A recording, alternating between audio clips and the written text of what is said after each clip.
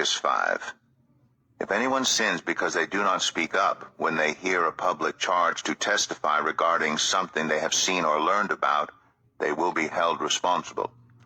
If anyone becomes aware that they are guilty, if they unwittingly touch anything ceremonially unclean, whether the carcass of an unclean animal, wild or domestic, or of any unclean creature that moves along the ground, and they are unaware that they have become unclean, but then they come to realize their guilt, or if they touch human uncleanness, anything that would make them unclean, even though they are unaware of it, but then they learn of it and realize their guilt, or if anyone thoughtlessly takes an oath to do anything, whether good or evil, in any matter one might carelessly swear about, even though they are unaware of it, but then they learn of it and realize their guilt. When anyone becomes aware that they are guilty in any of these matters, they must confess in what way they have sinned.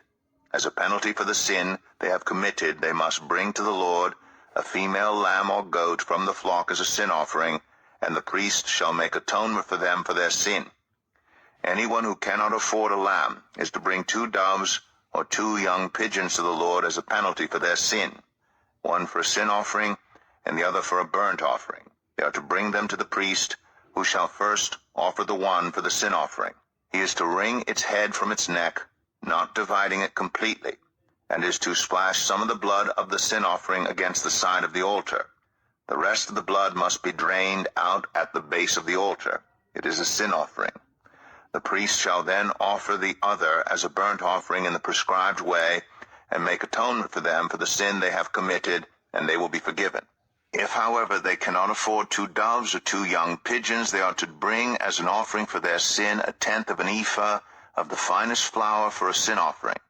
They must not put olive oil or incense on it, because it is a sin offering. They are to bring it to the priest, who shall take a handful of it as a memorial portion, and burn it on the altar on top of the food offerings presented to the Lord. It is a sin offering.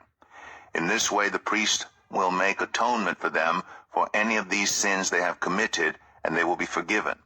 The rest of the offering will belong to the priest, as in the case of the grain offering.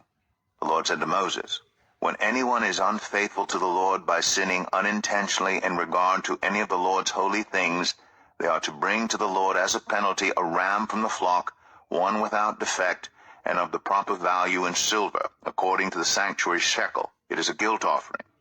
They must make restitution for what they have failed to do in regard to the holy things, pay an additional penalty of 1/5 of its value, and give it all to the priest. The priest will make atonement for them with the ram as a guilt offering, and they will be forgiven. If anyone sins and does what is forbidden in any of the Lord's commands, even though they do not know it, they are guilty and will be held responsible. They are to bring to the priest as a guilt offering a ram from the flock, one without defect, and of the proper value. In this way the priest will make atonement for them for the wrong they have committed unintentionally, and they will be forgiven. It is a guilt offering. They have been guilty of wrongdoing against the Lord.